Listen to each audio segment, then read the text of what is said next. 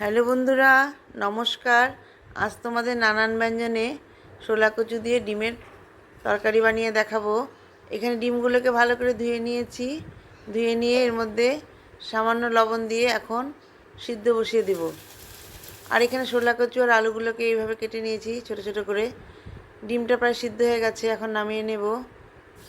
আর এখন শোলা কচু আর আলুটাকে এই সসপ্যানের মধ্যে সিদ্ধ বসিয়ে দিয়েছি। আমি দুটোকে আলাদা করে সিদ্ধ করি, কারণ ডিমের মধ্যে অনেক নোংরা থাকে, সেই কারণে। এখন ডিমগুলো ছুলে ভালো করে ধুয়ে নিয়ে এখন এগুলোকে হালকা হালকা করে চিড়ে দেব, যাতে লবণ আর হলুদটা এর মধ্যে ঢুকে যায়। এইভাবে সব ডিমগুলো চিড়ে নিয়েছি। এখন এর মধ্যে হলুদ আর লবণ মাখিয়ে নিয়ে এর মধ্যে সামান্য ময়দা দিয়ে একটু মাখিয়ে নেব, যাতে ডিমটা ভাজার সময় ফেটে না যায়। এখন এর মধ্যে সামান্য জল দিয়ে এটাকে ভালো করে মাখিয়ে নেব।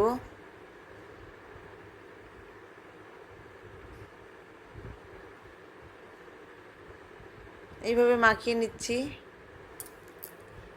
ময়দা দিয়ে। ডিমের মধ্যে হলুদটা বেশি হয়ে গেছে, এই জন্য এই বাটিতেই আমি কচু আর আলুটাকে মেখে নেব হলুদ লবণ দিয়ে। এখন এটা একটা প্লেটের মধ্যে উঠিয়ে নেব। প্লেটের মধ্যে উঠিয়ে রেখে এই বাটিতেই, হলুদ আর লবণের বাটিতেই, এখন এই কচু আর আলুটাকে একটু মেখে নিচ্ছি। এদিকে কড়াই বসিয়ে দিয়েছি তেল গরম করার জন্য। মাখানো হয়ে গেছে। আর এখানে এই পাকা কাঁচা লঙ্কাগুলোকে আর আদাটাকে পেস্ট করে নেব। তেলটা গরম হয়ে গেছে, এখন এর মধ্যে ডিমগুলোকে ফ্রাই করে নিচ্ছি।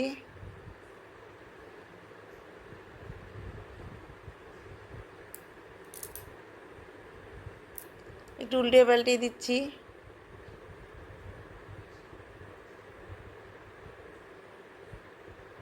ডিমগুলো ভাজা হয়ে গেছে, এখন নামিয়ে নিব। এখন ওই কড়াই তেলের মধ্যে এখন একটু জিরে ফোড়ন দিয়ে নিলাম, দিয়ে আর এর মধ্যে এখন আলু আর কচুগুলোকে একটু ফ্রাই করে নেব।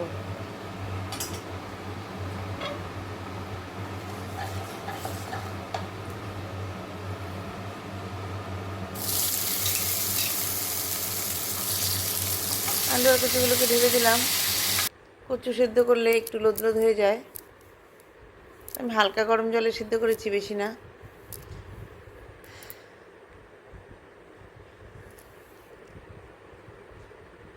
এখন এটা ভাজা ভাজা হয়ে গেছে, এখন নামিয়ে নেব। নামিয়ে নিয়ে এর মধ্যে সামান্য তেল দিয়ে এর মধ্যে এলাচ ও দারচিনি ফোড়ন দিয়ে একটা তেজপাতা দিয়ে দেব।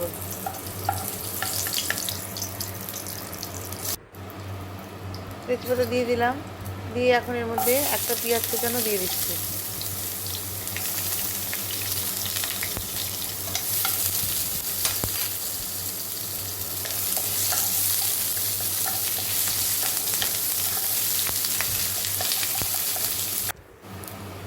আপনারা রসুন দিলেও দিতে পারেন, ভালো লাগবে আরও। এখানে একটু পেঁয়াজ হালকা পেস্ট করে নিয়েছি।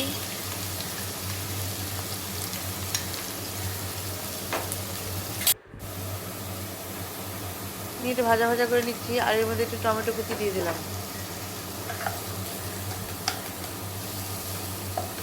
দিয়ে একটু ভেজে দিচ্ছি। এখন এর মধ্যে কাঁচা লঙ্কা, আদা আর টমেটো পেস্ট দিয়ে দিচ্ছি, দিয়ে ভালো করে মিশিয়ে নেব।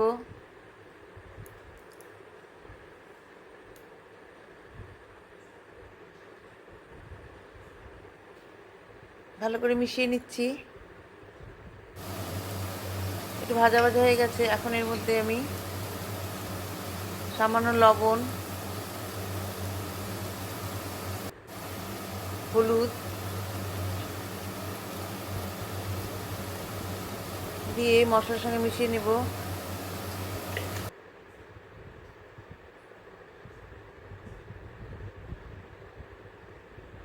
মশলার সাথে ভালো করে মিশিয়ে নিচ্ছি। এখন এর মধ্যে লঙ্কার গুঁড়ো, ধনের গুঁড়ো আর জিরে গুঁড়ো দিয়ে দিলাম। দিয়ে এখন মশলার সঙ্গে ভালো করে মিশিয়ে নিচ্ছি। মিশিয়ে একটু ভাজা ভাজা করে নিচ্ছি ভালো করে। মশলাটাকে ভালো করে ভাজা ভাজা হয়ে গেলে এখন এর মধ্যে আলু আর কচু যে ভেজে রেখেছিলাম ওটা দিয়ে দেবো।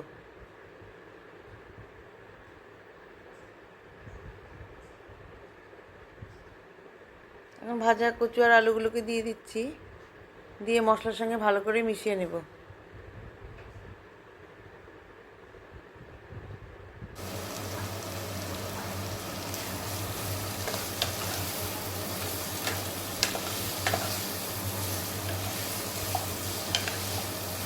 ভালো করে মিশিয়ে নিচ্ছি।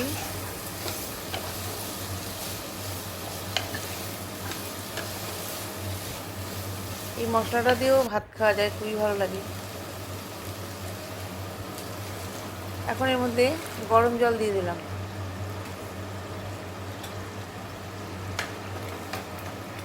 গরম জল দিয়ে একটু নাড়িয়ে নিচ্ছি। এখন এটাকে একটু ঢেকে দেব।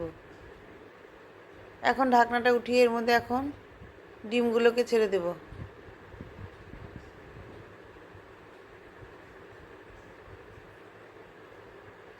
ডিমগুলোকে দিয়ে দিলাম। দিয়ে এখন একটু ঢেকে দেব।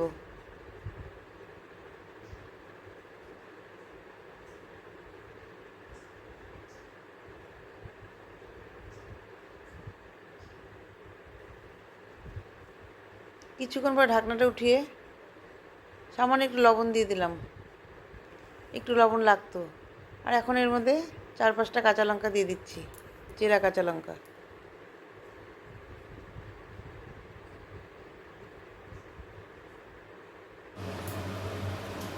দিয়ে একটু ঢেকে দিয়েছি। এখন ঢাকনাটা উঠিয়ে এর মধ্যে সামান্য ঘি দিয়ে দিলাম। বন্ধুরা, এইভাবে আপনারা বানিয়ে খাবেন। যদি ভালো লাগে তাহলে প্লিজ আমাকে একটু লাইক ও কমেন্টস করবেন। আপনাদের কমেন্টসের আশায় থাকলাম যে এটা ভালো হলো কি না। আর আমাকে একটু সাবস্ক্রাইব করে দিবেন এবং আমার পাশে থাকবেন।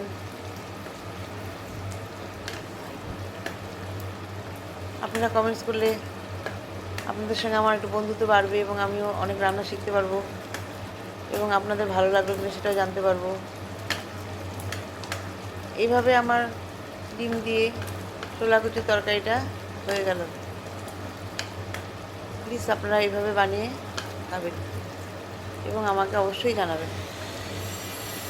এভাবে আমার রান্নাটা পুরো কমপ্লিট হয়ে গেল। নমস্কার।